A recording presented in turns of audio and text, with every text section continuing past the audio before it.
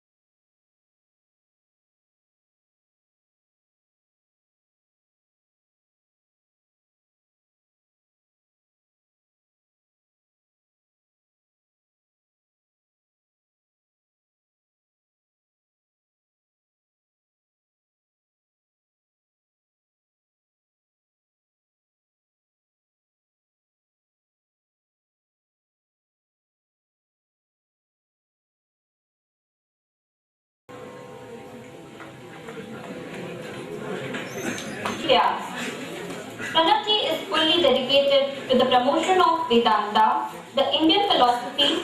Vedanta is the science of living that empowers. Today, he is here to speak on the life history of Swami Vivekananda on the occasion of Swami Vivekananda's 150th birth anniversary year.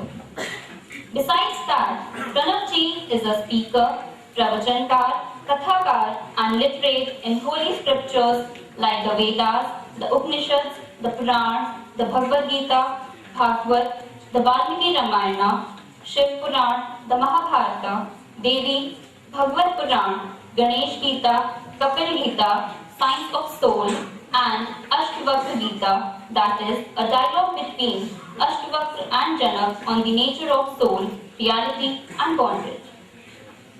Pranabji started progressively studying about literature at the tender age of 11 and now spent more than a decade in these spiritual studies. Pranabji born in 1992 and studied Shukla Yajurved Samhita at Alandi Samadhi Place on the 13th century Sant Dhyaneshwar at Pune, Maharashtra, Karkan Vidhi at Pushkar, Rajasthan, Bhagavad Adhyayan at Vrindavan, UP, Darshan Shastra, that is Indian philosophy, at Rishikesh, Uttarakhand. Pranabji has given pravachan on various topics like Karma Yoga, Navvidhi Bhakti, that is 9 important aspects of devotion, how to excel in studies for school children, Sant Sahitya, that is teachings of various sons, how to be successful in life, Kartavya Path for school children, that is students' duties and responsibilities. Finally, Pranabji is also just a fascinating person and we are all in for a treat today and get blessed by him. We all are very fortunate today to have Pranabji with us. Without further ado, I would request our director, Dr. Rajiv R. Thakur, to give away this floral welcome to Ved Shastra Sampann Shri Pranab Shastri.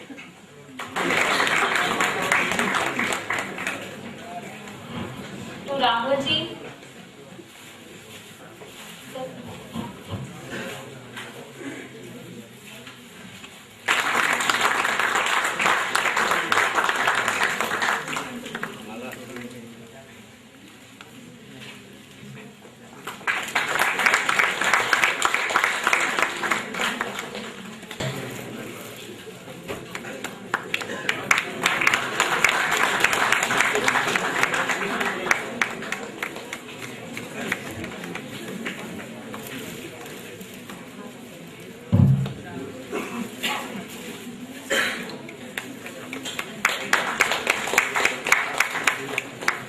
Ram Ram Ram Hare Hare Hare Krishna Krishna Krishna Hare Hare Hare Ram हरे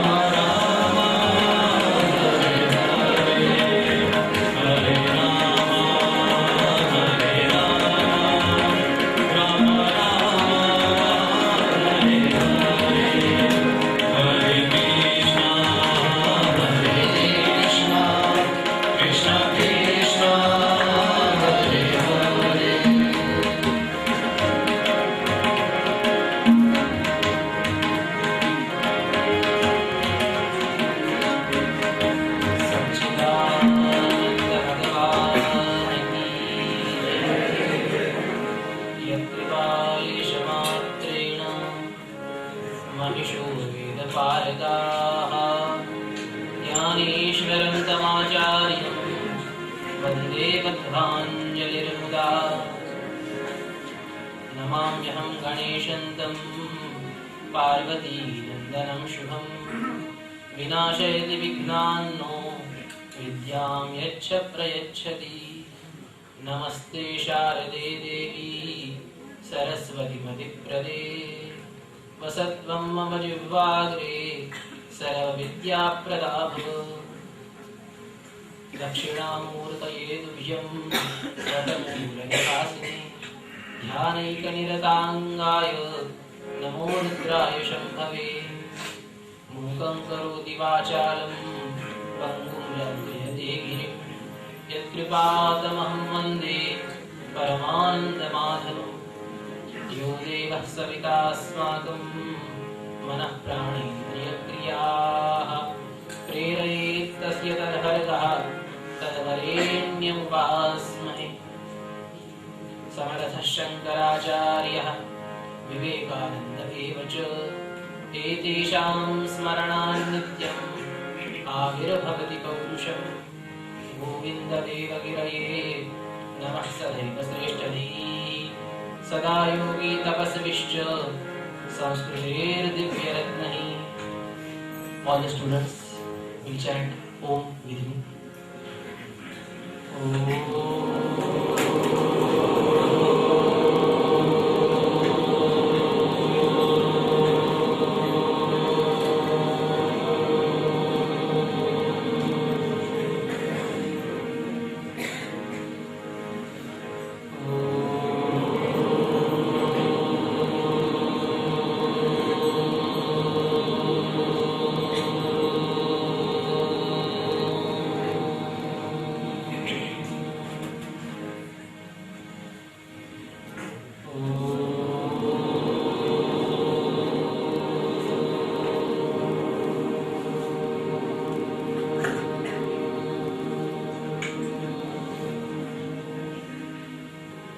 शांति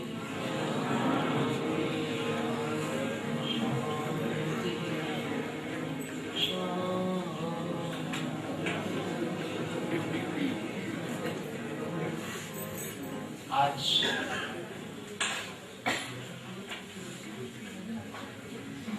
भाग्य का दिन है कि हमें महापुरुषों की जीवनी श्रवण का यह सुअवसर मिला है।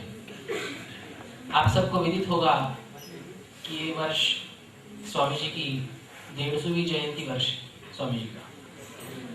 संपूर्ण भारतवर्ष में विभिन्न विभिन्न जगहों पे रामकृष्ण मिशन, रामकृष्ण संघ और भी विभिन्न संस्थाओं के द्वारा स्वामी जी के जीवन पे अलग अलग दृष्टियों से प्रकाश डालना यह चालू है और वह बहुत आवश्यक है। आज यह सौभाग्य हमें भी मिला है कि हम उनका श्रवण करें। मैनेजमेंट इंस्टीट्यूट में स्वामी विवेकानंद जी के चरित्र पे प्रकाश डालने की जरूरत इसलिए भी लगती है क्योंकि स्वामी जी की जो लीडरशिप थी, MBA के 1000 मास्टर्स इकट्ठे करने पर भी एक स्वामी विवेकानंद नहीं बन सकता। सर्वेंट लीडरशिप की हम आज चर्चा करते हैं, आज हम उसका अध्ययन करते हैं, आज उसका चिंतन करते हैं, पर सर्वेंट लीडरशिप हो, उसके बाद किस प्रकार से संस्था हैंडल करनी है, किस प्रकार से नेशन को हैंडल करना है, किस प्रकार से पूरे रिलीजियस किंगडम पे अपना अधिकार जमाना है, स्वामी जी ने वो करके दिखाया। स्वामी जी केवल भारत के या बंगाल के इस प्रकार के एक विभूति नहीं थे, अपितु विश्व के विभूति थे। सबसे पहले देखने की यह आवश्यकता है, मैनेजमेंट के स्टूडेंट्स है, बिजनेस मैनेजमेंट हम सीखते हैं, उसके बाद विभिन्न प्रकार की मैनेजमेंट की शाखाओं का हम अध्ययन करते हैं, पर उन सब में न जाते हुए सबके मूल में जो लाइफ मैनेजमेंट है उसकी चर्चा करेंगे, क्योंकि लाइफ मैनेजमेंट का जितना सूक्ष्म और बारीकाई से विचार भारतीय ऋषियों ने किया, उतना अन्य कहीं के भी दार्शनिकों ने, कहीं के भी फॉरेन के फिलोसोफर्स हो या और कहीं के भी चिंतक हो, दार्शनिक चिंतक हो, किन्होंने भी इतना सूक्ष्म विचार मानवीय जीवन का नहीं किया।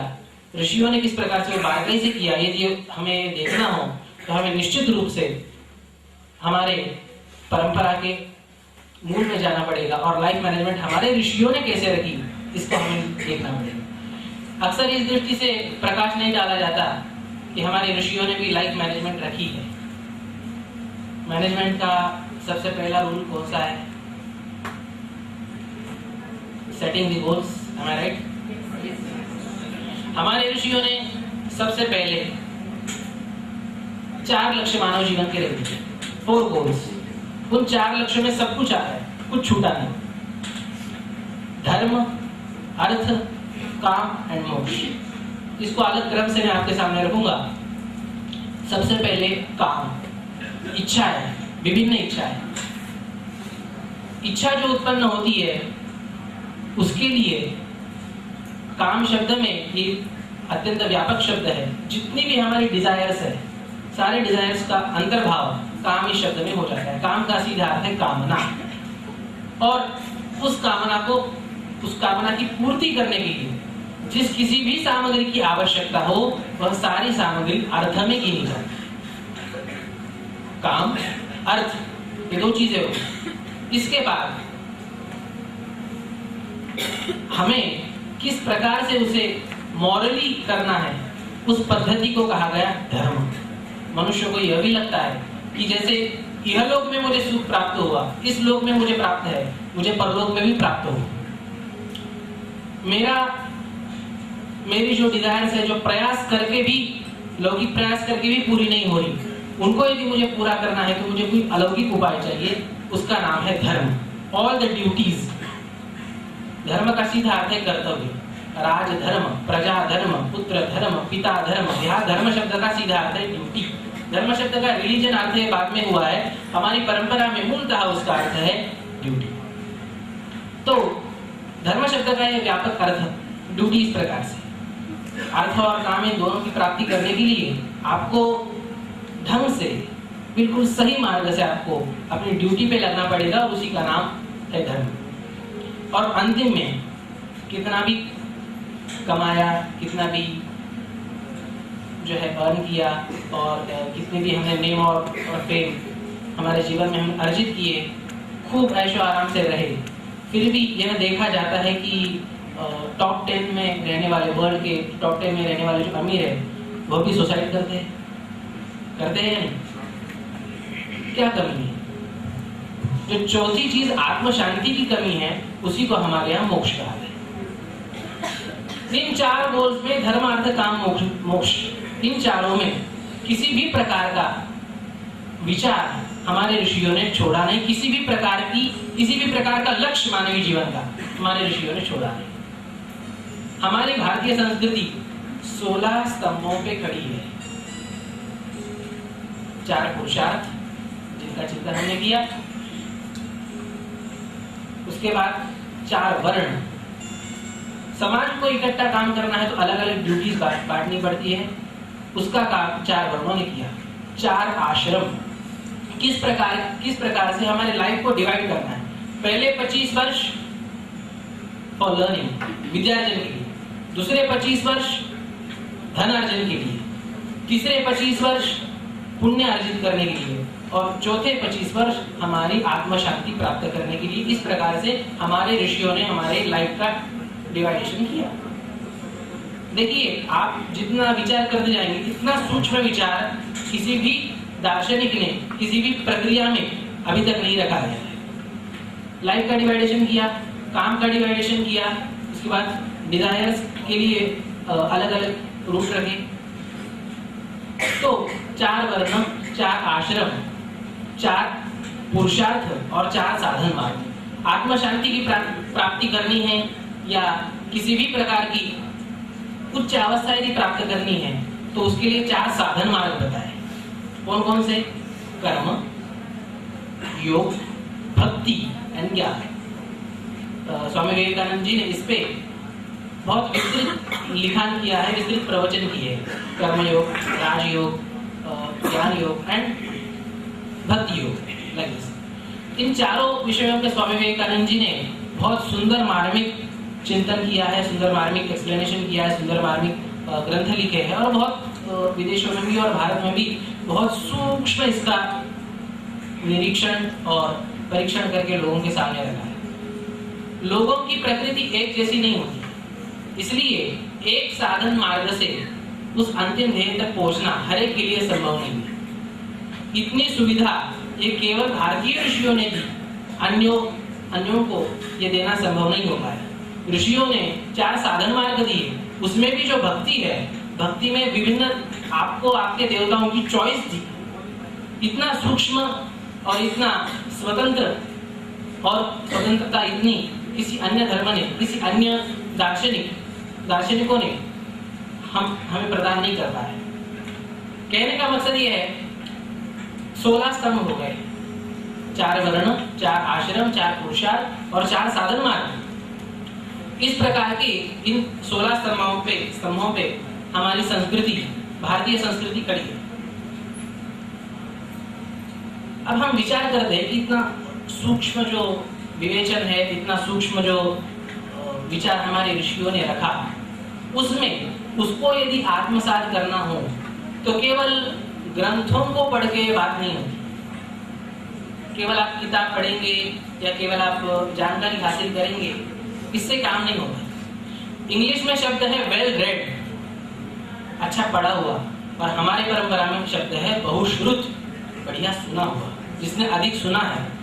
केवल जानने मात्र से, केवल स्वयं के अध्ययन से अध्ययन पूर्ण हो सकता है, पर परिपूर्ण तो वो श्रवण से होता है। अधिकारी महापुरुषों से श्रवण करेंगे तभी वो परिपूर्ण हो सकता है। महापुरुषों के जीवन पे प्रकाश डालने के लिए, महापुरुषों के जीवन पे उनका चिंतन करने के लिए, उनका श्रवण करने की आवश्यकता क्या है, इसका जब हम विचार करते हैं तो सबसे पहले हमें ये बात ध्यान में आती है कि हमारे सामने गोल्स को अचीव करने के लिए अपने रोल मॉडल्स होने चाहिए। और यदि लाइफ का हाईएस्ट, द इन्फिनिट जॉय, जिसे हमारे दर्शन शास्त्र की भाषा में आनंद कहा गया, उसको यदि अचीव करना है तो विवेकानंद जी जैसे रोल मॉडल को सामने रखने की नितांत आवश्यकता है। इसलिए हम महापुरुषों के चरित्र देखते हैं। गांधी जी ने अपने जीवन का एक प्रसंग उद्धृत किया है। एक बार उनके आसपास नाटक होने वाला था। गांधी जी गए देखने के लिए, तो जब देखने के लिए गए तो वो नाटक था हरिश्चंद्र का।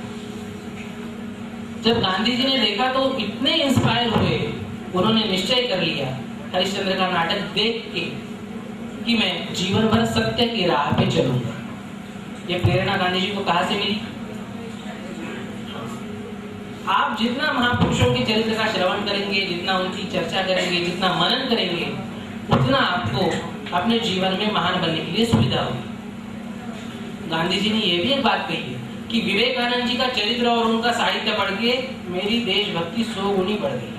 ये गांधी जी का वाक्य है। कहने का तात्पर्य क्या है कि महापुरुषों की जीवन चरित्रों को देखने की आवश्यकता इसलिए है। महापुरुषों के जीवन चरित्रों को यदि देखेंगे तो हमें उससे प्रेरणा मिलती है। एक तो भगवान का चरित्र होता है और एक महापुरुषों का चरित्र होता है।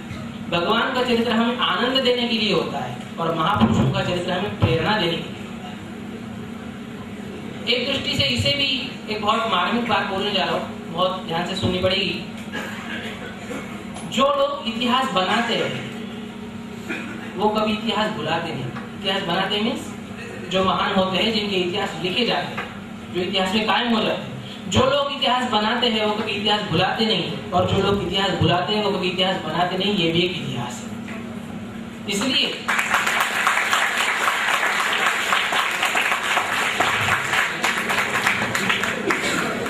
महापुरुषों के जीवन चरित्र में प्रकाश डालने की आवश्यकता इसलिए है। हम विभिन्न प्रकार के महापुरुषों का चरित्र शायद हमारे पाठ्यक्रमों में भी पढ़ते होंगे, पर विवेकानंद जी के चरित्र की देखने की क्या आवश्यकता है? रविंद्रनाथ टैगोर जी ने एक बहुत सुंदर वाक्य कहा था, if you want to know India you should know Vivekananda first.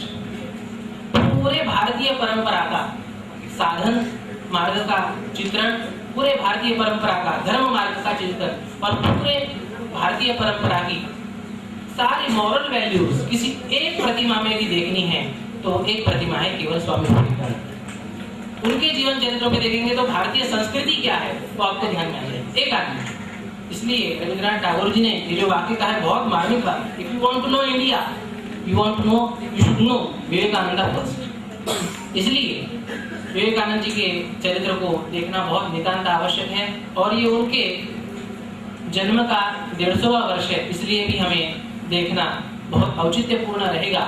और यदि हम शांति से श्रवण करेंगे और पूरे मन से श्रवण करेंगे तो उनकी वाइब्रेशंस, उन्होंने जो साधना की, उन्होंने जो तपस्या की, उन्होंने जो ज्ञान अर्जन किया, उसका कुछ न कुछ अंश प्रसाद रूप से हमें प्राप्त होता है। They bless us because they are seeing। इसलिए इन महापुरुषों का जितना चिंतन करेंगे उतना ही हमारे जीवन में उतनी उन्नति होती जाएगी। एक सीक्रेट का भी सीक्रेट है और भी अलग अलग किताबें हैं। The thing you meditate, जैसे आप ध्यान करते हैं, जैसे आपको धुन लग जाती है, जिस प्रकार से आप विचार करते रहते हैं आप वैसे बन जाते हैं।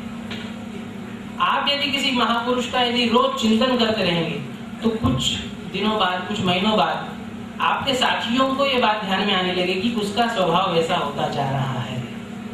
स्वामी विवेकानंद जी का यदि हम रोज चिंतन करेंगे तो उनका चिंतन करते करते उनके दैवी गुण भी हमारे जीवन में आ जाए, यह इस वर्कशॉप का मुख्य हेतु है, ये इस चिंतन का मुख्य हेतु। इसलिए यदि किसी भी महापुरुष का चिंतन करना है तो उसके उस महापुरुष के गुणों को पहले जानना होगा, और गुणों को जानना है तो उसके लिए उनके जीवन को जानना आवश्यक है। स्वामी विवेकानंद जी का नाम हमने सुना नहीं, ऐसी बात नहीं, हमने उनका नाम सुना है। हमने उनकी, जब हम उनकी तस्वीर देखते हैं तो एकदम खिला हुआ चेहरा, प्रसन्न मुद्रा देख के अंतःकरण अत्यंत दिव्य भावों से भर जाता है। उनकी आप साधना देखिए, उनका चित्र देख के भी आज भी हम इंस्पायर होते हैं।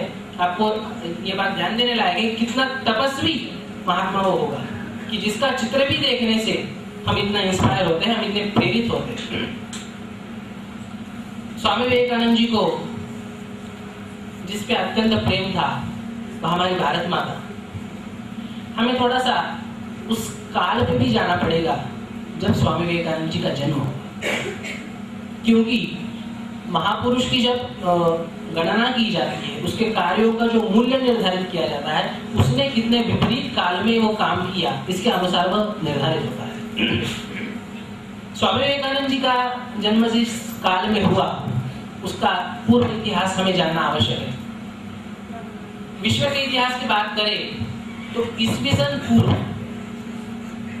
ईस्वी सन पूर्व 1000 वर्ष पहले भारतीय संस्कृति ये विश्व में व्याप्त है। इससे आगे मैं जो बोलने जा रहा हूं उस एक एक बात को प्रमाण है, इतना ध्यान में रखिए। ईस्वी सन पूर्व, उसका विस्तार मैं इसलिए नहीं करूंगा क्योंकि विषयांतर हो जाएगा। ईस्वी सन पूर्व 1000 वर्ष भारतीय संस्कृति ही पूर्ण विश्व पे व्याप्त थी। ये किससे सिद्ध होता है? एक अनुमान मैं आपको बताता हूं। विश्व के सारे खंडों में आपको भारतीय देवी देवताओं के, भारतीय संस्कृति के अवशेष आपको मिलेंगे, निश्चित मिलेंगे। आज भी ये देखा जाता है कि विभिन्न प्रांतों में, विभिन्न खंडों में भारतीय देवी देवताओं की मूर्तियां मिलती हैं। कैसे मिलती है? अपनी संस्कृति वहां व्याप्त थी इसलिए मिलती है। जब अमेरिका का शोध हुआ तो वहां पे अमेरिकन्स नहीं थे, they were red Indians, they were red but they were Indians by culture, means हमारी संस्कृति उस समय भी वहां व्याप्त थी। उसके बाद अच्छा ये कैसे व्याप्त थी? हमारे ऋषियों का, हमारे विचारकों का, हमारे विद्वानों का, हमारे श्रेष्ठ पुरुषों का विश्व में सर्वत्र भ्रमण होता था। इसलिए ये भी बात बहुत चिंतनीय है, इसलिए होता था ज्ञान दान करने के लिए और ज्यादा से ज्यादा व्यापार करने के लिए, to do business, not to rule और नॉट टू ट्रबल और नॉट टू कन्वर्ट देम। ये भारत की विशेषता है। तो भारत के विचारकों का, भारत के महापुरुषों का सर्वत्र आना जाना होता था, इसलिए भारत की संस्कृति व्याप्त हो गई। उस प्रवास के कम होने के कारण धीरे धीरे यूरोप आदियों में, इसलिए मैं जो बोल रहा हूँ आपको ध्यान में आने के लिए, जिन्होंने यूरोप का इतिहास पढ़ा होगा उन्हें बात ध्यान में आएगी कि ये जो डार्विन की थ्योरी है और उसमें ये भी कहा गया है कि पहले जंगलों में मनुष्य रहते थे और पेड़ की खाल लपेटते थे, पशुओं का चमड़ा लपेटते थे। यह वास्तव में यूरोप का इतिहास है। जब भारतीय संस्कृति धीरे धीरे लुप्त होने लगी तब इन लोगों ने उन पे शासन किया, क्योंकि ऐसा होता है उग्र लोग जो है तुरंत आक्रमण करके सज्जनों पे शासन करते हैं। सज्जन, इस बात को ध्यान रखना चाहिए कि हम किसी का कुछ न बिगाड़े, सज्जनता से शांति से जिंदगी जिए, तो भी हमें कोई छेड़छाड़ नहीं करेगा, ऐसा नहीं हो सकता। आप कितना ही शांति से जीवन जिए तो भी ट्रबल करने वाले हमें ट्रबल करते हैं। तो वैसे ही उन जंगलों में रहने वाले लोगों को लगा और धीरे धीरे उन्होंने पूरा पाश्चिमात्य जगत व्याप्त कर लिया और इस प्रकार से भारतीय संस्कृति कम कम होती गई। अमेरिका में भी रेड इंडियंस थे और यदि आप यूरोप का इतिहास पढ़ेंगे तो आपको ध्यान में आएगा कि लाखों लोगों का कत्ल करके अमेरिका बसाई। तो इस प्रकार से यह पाश्चिमात्य इतिहास, फिर जब उनकी संख्या बढ़ने लगी, फिर भौतिकवाद ये भी एक बात ज्यादा बढ़ने लगी। फिर उसके बाद उन लोगों को शासित करने के लिए, उन लोगों को शिक्षित करने के लिए, उन लोगों को संस्कारित करने के लिए, वो लोग उग्र थे, जंगली, तो उनको दया से पूरित करने के लिए यीशु क्रिस्त इन्होंने क्रिश्चियनिटी निर्माण की और क्रिश्चियनिटी की संस्कार बहा दिए। स्वामी विवेकानंद जी का एक वाक्य है, मैं उस धर्म का प्रतिनिधि हूं जिसका एक नटखट पुत्र है बौद्ध धर्म और जिसकी दूर की प्रतिनिधि है क्रिश्चियन धर्म, प्रतिध्वनि है क्रिश्चियन धर्म, दूर की प्रतिनिधि। इसलिए आपको यदि इस बात को जानना हो तो आपको the unknown life of Jesus एक बार तो पढ़ना चाहिए। अननोन लाइफ ऑफ जीसस में यीशु के अज्ञात 13 साल है, जिसका पता किसी को भी नहीं, वो कहाँ थे, क्या कर रहे थे, किसी को भी नहीं। जब आप इसको पढ़ेंगे तो आपको ध्यान में आएगा, ये सिद्ध की हुई बात है, ऐतिहासिक बात है। मैं आपको किताब का नाम ही बता रहा हूँ, the unknown life of Jesus. Jesus Himalaya में आए, भारतीय योगियों से सीखे और उसका अंश जाके उन्होंने बांटा। और वास्तव में जो क्रिश्चियनिटी जीसस ने दी वो वास्तव में बहुत पवित्र है, इसलिए स्वामी विवेकानंद जी भी उसका बहुत आदर करते थे अंत तक। स्वामी विवेकानंद जी के प्रवास में उनके पास 2 ही किताब रहती थी, एक भगवद गीता और एक बाइबल पे एक टीका थी। एक विचारक ने जो विचार रखे थे उस किताब को स्वामी जी अपने प्रवास में रखते थे। स्वामी जी को जीसस का बहुत प्रेम था, जैसे बुद्ध भिक्षुओं का प्रेम था, वैसे ही जीसस का भी उन्हें बहुत प्रेम था। उसमें फर्क क्या है जीसस में और उनके परवर्ती लोगों में, इसका हम चर्चा बाद में देखेंगे इस बात से। तो जीसस हिमालय से, भारत से दया इस गुण को लेके उन्होंने वहां क्रिश्चियनिटी स्थापित की और बहुत मात्रा में उन पे उनकी उग्रता भी नियंत्रण करने के लिए सफलता भी मिली। तत्पश्चात जो है जिन लोगों ने इस बात को नहीं माना, बाद में जो है इस्लाम की स्थापना वगैरह हुई और भारतीय संस्कृति धीरे धीरे सीमित होते होते भारतवर्ष में ही, माने भारत देश में ही सीमित हो गई। अभी इस बात को देखना है कि भारतीय संस्कृति आक्रमण होने से पहले, किसी भी देश का आक्रमण होने से पहले अत्यंत समृद्ध थी। कितनी समृद्ध थी यदि आपको देखना है तो कभी कभी वाल्मीकि रामायण में राम राज्य का वर्णन आपको देखना चाहिए। जिस प्रकार का वर्णन वहां हुआ है उस प्रकार की संस्कृति, उस प्रकार का विकसनशील देश आज तक कोई संस्कृति नहीं बना पाई है। यह आपको अध्ययन करने के बाद ध्यान में आए। तो इस प्रकार की दिव्य यहाँ पे संस्कृति थी, पूर्ण विकसनशील, और जहाँ पे समृद्धि होती है वहां पे डाकुओं की नजर जाती है। इसलिए भारत विकसनशील था, भारत समृद्ध था, इसलिए सारे उग्रों की, सारे विधर्मियों की, सारे दुष्टों की नजर भारत पे आई और तब से भारत पे आक्रमण शुरू हुआ और भारत की लूट प्रारंभ हुई। 1-2 दशक नहीं, 800 साल तक इस देश ने आक्रमण सहे, 800 साल तक सहे। और वो कितना यमनों का कितना भीषण आक्रमण था, इसको मैं आपको यदि एक वाक्य में समझाना हो तो आज जो स्थिति कश्मीर में है वह स्थिति देश ने 800 साल भोगी है। 800 साल। यह जो आक्रमण था यह केवल राजनीतिक आक्रमण था। उससे पूर्व हमारी संस्कृति, हमारा देश अत्यंत वैभव संपन्न था और चारित्र्य संपन्न था। इसलिए हमारे शास्त्रकारों ने एक बात कही, एतत् देश प्रस्तुतस्य सकाशात् अग्रजन्मनः स्वं स्वं चरित्रं शिक्षेरन् पृथिव्यां सर्वमानवाः। जीवन कैसे जीना है यह यदि किसी को सीखना है तो उसको भारत में आना चाहिए, भारत के लोगों को उसे देखना चाहिए और फिर सीखना चाहिए कि जीवन किस प्रकार से है।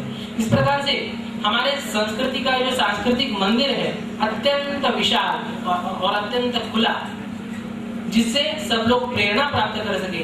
इसीलिए हमारे विचारकों ने कहा है, सबके लिए खुला है मंदिर है ये हमारा, मतभेद को भुलाता मंदिर है ये हमारा। सबके लिए खुला है मंदिर है ये हमारा, सबके लिए खुला है मंदिर ये हमारा, मतभेद को भुलाता मंदिर ये हमारा। सबके लिए खुला है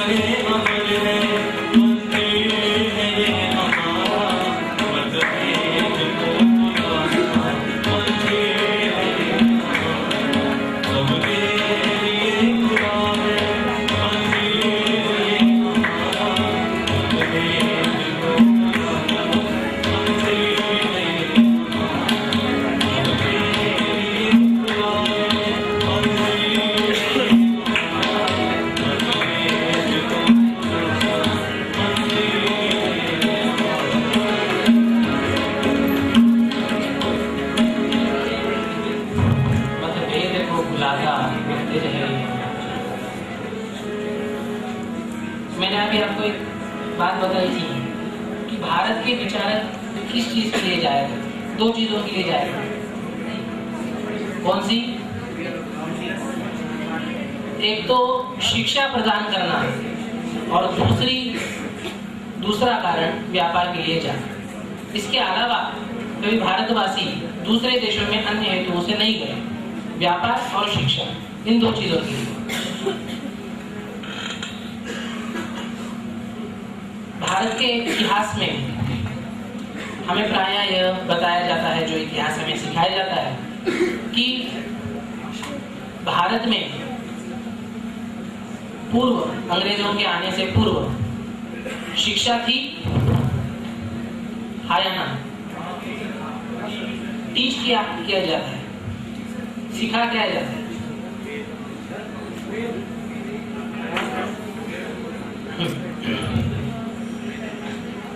एक तो ये राजकीय आक्रमण हुए, जिन्होंने हमारा वैभव लूटा। इसको भी कभी न कभी पढ़ना चाहिए। जब तक इसे पढ़ेंगे नहीं तब तक ध्यान में नहीं आएगा कि कितना इस देश से धन लूटा गया। क्यों?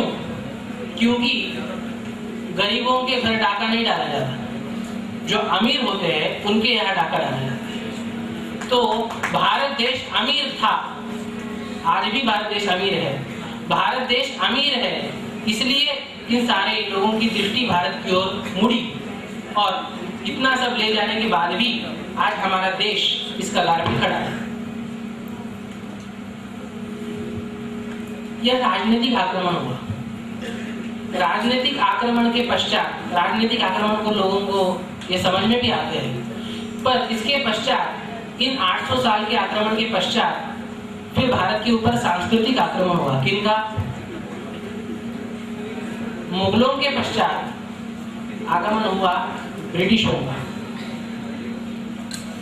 हम सबको पता है, व्यापार करने के बहाने से ब्रिटिश लोग आए, हाथ में तराजू लेके, और कब तलवार लेके खड़े हुए, इसका इतना चालाकी से उन्होंने काम किया कि भोला भारतीय समझ नहीं पाया।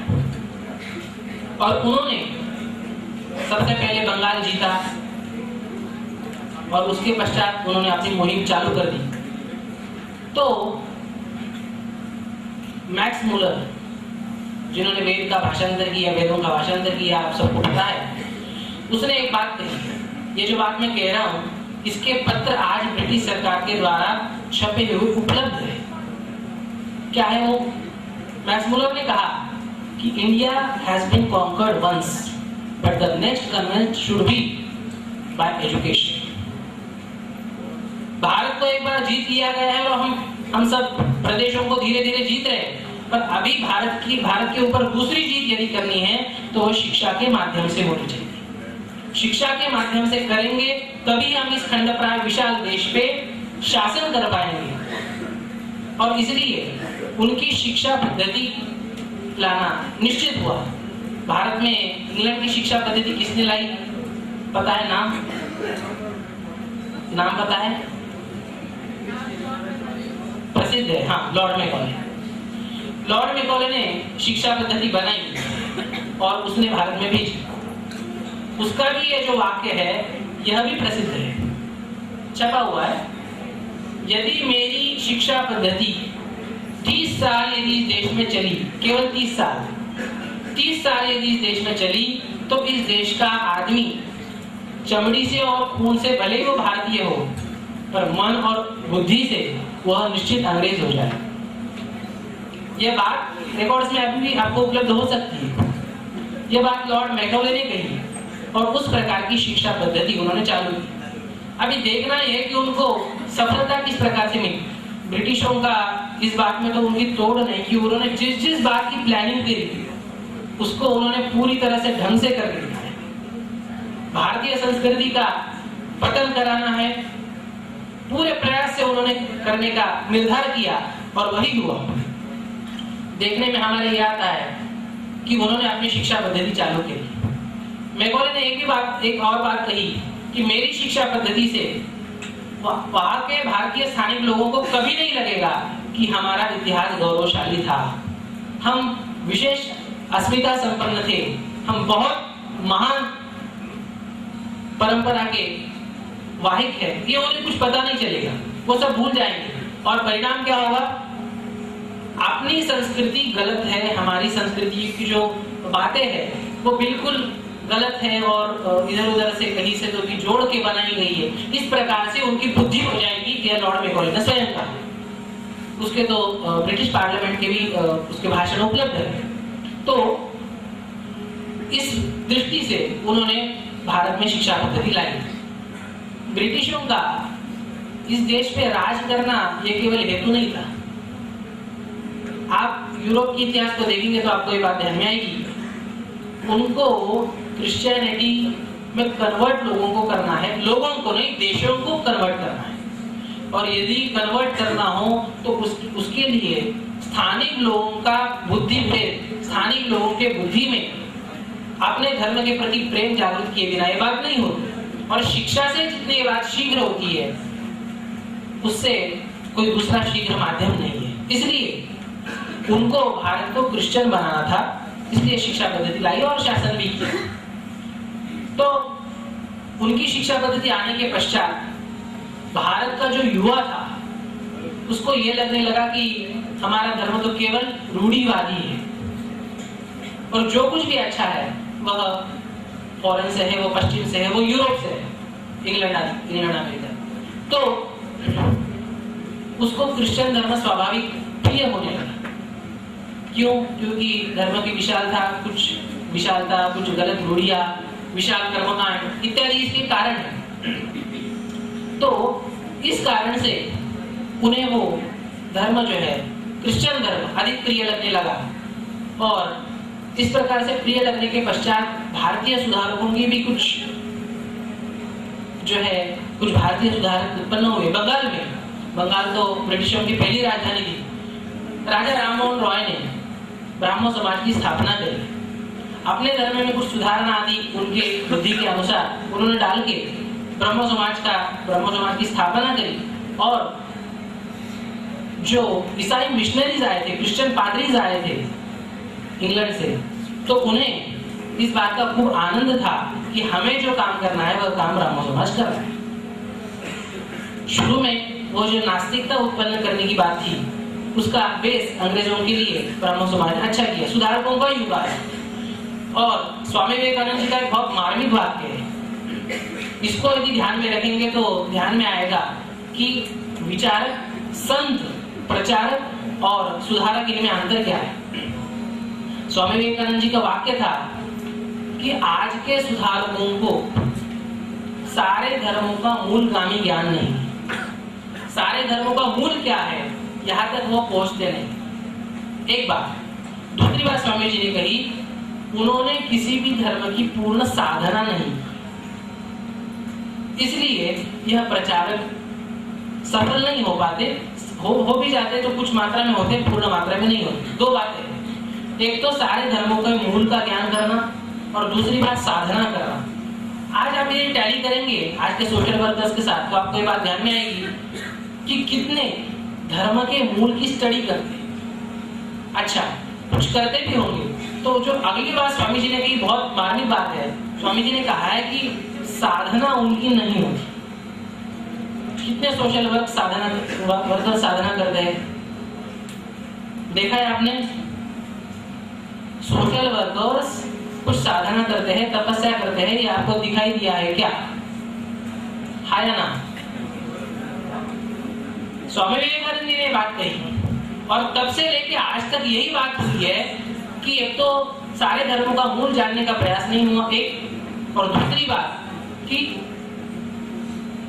उन्होंने साधना नहीं, जो साधन संपन्न होता है और जो पूर्ण अध्ययन संपन्न होता है उससे यह गलत कृत्य नहीं होते। और स्वामी जी ने कहा कि मेरे गुरुदेव के प्रसाद से यह बात मैं छाती ठोक के कह सकता हूँ कि धर्म के मूल को जानना और उसके साथ साथ साधना करना, इन दोनों बातों को ही मैंने आत्मसात किया है। यह बात स्वामी विवेकानंद जी के वचनों में आपको मिलेगी। इसलिए स्वामी विवेकानंद जी कहा करते थे, विश्वास करना है तो साक्षात्कार संपन्न ऋषियों का करो, विश्वास करना है तो भगवत दर्शन प्राप्त संतों का करो, तो सुधारकों का कितना करना है, इस बात पे हमें विवेक होना चाहिए। होता है कि प्रसिद्धि के झोंके में जो ज्यादा आता है उसकी ओर युवाओं का आकर्षण अधिक बढ़ता है और उसके फॉलोअर्स बढ़ते हैं। पर स्वामी विवेकानंद जी ने हमें एक दृष्टि दी कि जो अध्ययन संपन्न है और जो साधन संपन्न है उनका अनुगमन हमें करना चाहिए। तो बंगाल में जिस भूमि में स्वामी विवेकानंद जी का जन्म हुआ उसमें ब्राह्मो समाज जो राजा राम मोहन रॉय इन्होंने स्थापित किया और उसके पश्चात उनके अनुयायियों ने भी उसको केशव चंद्र सेन आदियों ने और देवेंद्रनाथ टैगोर इन्होंने इसे आगे बढ़ाया। तो इसमें अनेक सुधारणाओं की बात थी। फिर उसी से प्रार्थना समाज भी निकला और भी कुछ चीजें निकली। इससे होता क्या था, अपने धर्म में जो है वह सब बुरा और जो पाश्चात्य देशों से आया है वह सब बढ़िया। कुछ उन्होंने अपनी बातें भी मान्य की है पर उसमें उन्होंने बहुत अंतर किया है और इस प्रकार के सुधारकों का एक जमाना आरंभ हुआ। सुधारकों के इस जमाने में बहुत भीषण आघात हमारे धर्म को हुआ। लॉर्ड मैकॉले ने, जिसकी हमने अभी चर्चा की, विदेशी शिक्षण पद्धति कौन से सन में लाई पता है?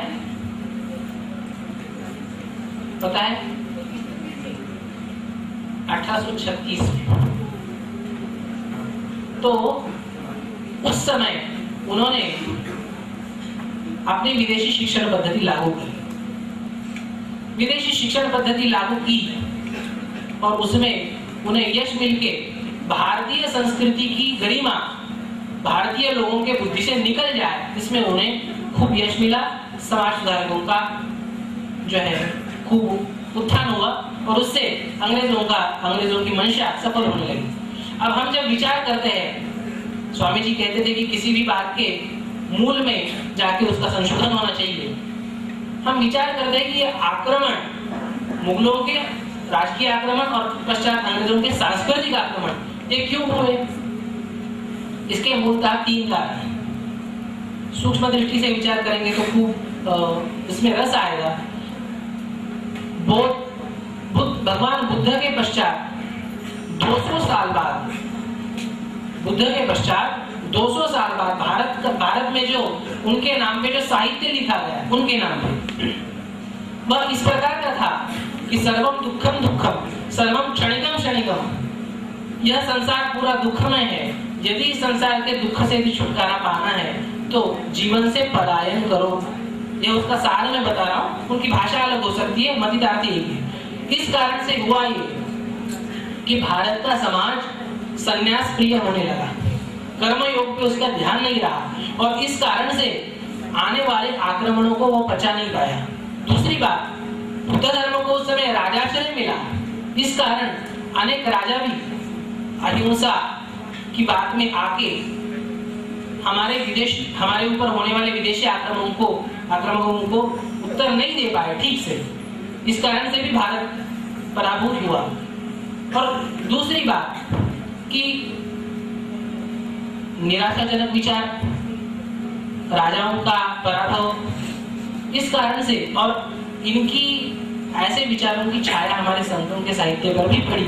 इस कारण से लोगों की मानसिकता पलायनवादी हुई। पलायनवादी विचार यह मूल भारतीय विचार नहीं है। वेदों में कहा गया जीवाम शरदशतम, नंदाम शरदशतम, मोदाम शरदशतम, अजतहा श्याम शरदशतम, अदीना श्याम शरदशतम। हम दीर्घ काल तक जिए, हम दीर्घ काल तक सुख से जिए, हम दीर्घ काल तक किसी के सामने बिना झुके जिए। ये भारत के वेदों ने बताया। भारत का विचार, भारत का वैदिक विचार वह रसीला विचार है, वो निराशाजनक विचार नहीं। इसलिए हमारे ऋषियों ने धर्म की व्याख्या करते समय बहुत मार्मिक बात बताई है। यतः अभ्युदय निश्रेय संसिद्धि सधर्म। 2 बातें धर्म की व्याख्या में। इसे ध्यान से सुनेंगे तो आपको ये बात पकड़ में आएगी कि इस प्रकार की व्याख्या शायद ही आपने सुनी होगी। भारतीय ऋषियों ने कहा कि अभ्युदय और निश्रेयस, इन दोनों को जो प्रदान करे उसे धर्म कहते हैं। अब ये अभ्युदय और निश्रेयस क्या है? अभ्युदय का सीधा अर्थ है मानवीय विकास, जीवन का विकास। अभ्युदय का सीधा अर्थ है विकास। और निश्रेयस का अर्थ है आत्म शांति। भारतीय वैदिक विचार पहले विकास की बात करता है और फिर आत्म शांति की बात करता है। पहले अभ्युदय, मैं आपको वैशेषिक दर्शन का सूत्र बता रहा हूँ। यतः अभ्युदय निश्रेय ससिद्धिश्च धर्मः। पहले अभ्युदय और फिर निश्रेयस, पहले विकास और फिर आत्म शांति, इन दोनों बातों का सम्मेलन करके भारतीय वैदिक विचार है। और इस कारण से भारतीय वैदिक विचार मूलतः पलायनवादी नहीं है, मूलतः रसीला विचार है। और इस प्रकार के कुछ संतों के भी साहित्य में इस प्रकार की छाया निराशाजनक पड़ने के कारण भारतीय समाज की मानसिकता, भारतीय राजाओं की मानसिकता प्रतिगामी हो गई और उससे विदेशी आक्रमण वो बचा नहीं पाए और इस समृद्धशाली देश को पराभव का मुख देखना पड़ा और इससे भी सांस्कृतिक आक्रमण हुआ। अब देखना यह है कि राजकीय आक्रमण, सांस्कृतिक आक्रमण, ब्रिटिश तो सफल रहे। सुधारकों ने जिस प्रकार से अपनी सुधारणाओं का प्रारंभ किया, हिंदू धर्म के मीन्स अपने परंपरा के भारतीय धर्म के विचारों को दूषण साबित करके उन्होंने नए विचार लाने का प्रयास किया। अभी इसमें ध्यान देने लायक ये बात है कि उन्होंने यह बात हमारे सामने जो रखी, इसमें हमें यह बात ध्यान में देनी है कि इन सब आक्रमणों के बावजूद भी हमारी संस्कृति पूरी नष्ट नहीं हो पाई। अंग्रेजों के आने के पश्चात उनका जो सांस्कृतिक आक्रमण हुआ, उस सांस्कृतिक आक्रमण में बहुत हमारे धर्म को क्षति तो पहुंची, पर 800 साल का यवनों का इतना भीषण आक्रमण होने के बावजूद भी हमारी संस्कृति का वैभव तो, हमारे देश का वैभव तो कम हुआ, पर सांस्कृतिक नुकसान नहीं हुआ। इसलिए अब यदि आपको रोमन कल्चर देखना है, रोमन संस्कृति देखनी है, तो आपको आगे उसके कुछ पत्थरों को उसके पुराने ग्रंथों में देखनी पड़ती है, तब आपको पता चलता है कि रोमन संस्कृति थी, पर इतना भीषण लगभग 1000 साल के आक्रमण के पश्चात भी जो संस्कृति टिकी रही, उसका महत्व कितना ज्यादा होगा और उसके सब मूल कितने, उसके जड़ कितने पक्के होंगे, इसको ध्यान में देना चाहिए। हमें ब्रिटिशों ने आने के पश्चात यह बात सिखाई कि भारत में शिक्षा नहीं थी, भारत को आगे हमने सिखाया। गांधी जी जब इंग्लैंड में थे तब उन्हें ये कहा गया कि आप तो गवार थे, आपका देश पूरा गवार था, आपको आके हमने सिखाया। तो गांधी जी का वहां पर एक भाषण है, गांधी जी ने कहा there was a beautiful tree of education in India and you destroyed it. Gandhi ji ने जब ये बात कही तो उनके अनुयायी प्रोफेसर धर्मपाल, आप में से नाम भी उनका सुना होगा किसी ने, तो प्रोफेसर धर्मपाल ने there was a beautiful tree of education in India, इस वाक्य को पकड़ के, इस वाक्य का विचार करके, इस पे अपार संशोधन, खूब मेहनत करके संशोधन किया और एक किताब लिखी, द ब्यूटीफुल ट्री, यही उसका नाम है। उसमें उन्होंने अंग्रेजों के आने से पूर्व भारत में किस प्रकार से शिक्षा थी, भारत में किस प्रकार की टेक्नोलॉजी सिखाई जाती थी, हर जाति के अध्यापक वहां होते थे और भारत के कौन से प्रदेश में कितने स्कूल्स है और कितने यूनिवर्सिटीज है, इसका उन्होंने सिद्ध पूरे ऐतिहासिक प्रमाण के सहित आपको सिद्ध करके दिया है। और उसके लिए उन्होंने आंकड़े कहां से दिए? उन्होंने आंकड़े दे दिए ब्रिटिश गैजेट के अनुसार। जब ब्रिटिशर्स रूल करने से पहले भारत का निरीक्षण करने के लिए भारत में आए थे और भारत का निरीक्षण करके फिर ब्रिटिश पार्लियामेंट में वो गए और ब्रिटिश पार्लियामेंट में उन्होंने परखा है कि भारत कैसा है। उन्होंने अपने सांसदों के सामने, अपने राजा के सामने बात रखी कि भारत किस प्रकार का देश है, क्योंकि उस पे राज करना है तो उसका परीक्षण करना पड़ेगा, उसका अभ्यास करना पड़ेगा। और इसलिए उन्होंने जो गैजेट के आंकड़े रखे उसी को प्रमाणभूत प्रोफेसर धर्मपाल ने दिया है। और आपको एक बार वो किताब पढ़नी चाहिए, आपको पढ़ने के बाद ध्यान में आएगा कि कितना हमसे झूठ बोला गया। और बात ऐसी है, एक झूठ यदि 1000 बार बोला गया तो वो झूठ भी सत्य प्रतीत होता है। इसलिए कभी ये किताबें पढ़नी चाहिए, किस प्रकार से हमारे यहाँ शिक्षा थी।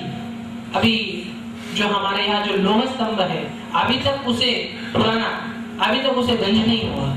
उन्होंने उसमें लिखा है कि भारत में हाईएस्ट स्टीम उत्पन्न करने की टेक्नोलॉजी थी, पर जो है हमारे यहाँ लिखा पढ़ी ये बात नहीं होती थी।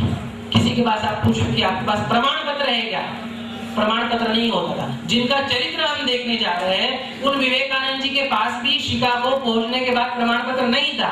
भारत की परंपरा ये है, वो प्रमाण पत्रों पे नहीं, वो स्वयं प्रमाण पे विश्वास करती है। भारत की इस परंपरा में आपकी मूल योग्यता क्या है, इस पे ज्यादा जोर दिया गया। और किसी के पास प्रमाण पत्र नहीं होते थे, इसका लाभ अंग्रेजों ने लिया और अशिक्षित घोषित कर दिया, अशिक्षित घोषित कर दिया। और इस प्रकार से हमारे भारत में शिक्षा पद्धति आने के पश्चात भारत के सुधारकों को भी ये लगने लगा कि भारत वास्तव में ऐसा ही है, भारत वास्तव में पिछड़ा था। पर एक बात ध्यान देने की है कि इतने दीर्घ काल, लगभग 1000 साल के आक्रमण के पश्चात भी यह संस्कृति नष्ट नहीं हो पाई। यह कितना दिव्य प्रवाह है, इसमें हमारी संस्कृति के मूल कितने, हमारे संस्कृति के जड़ कितने पक्के थे, इस बात का दर्शन इसमें होता है। इसीलिए कहा गया, यह कल कल छल छल बहती, क्या कहती गंगा धारा, युग युग से बहता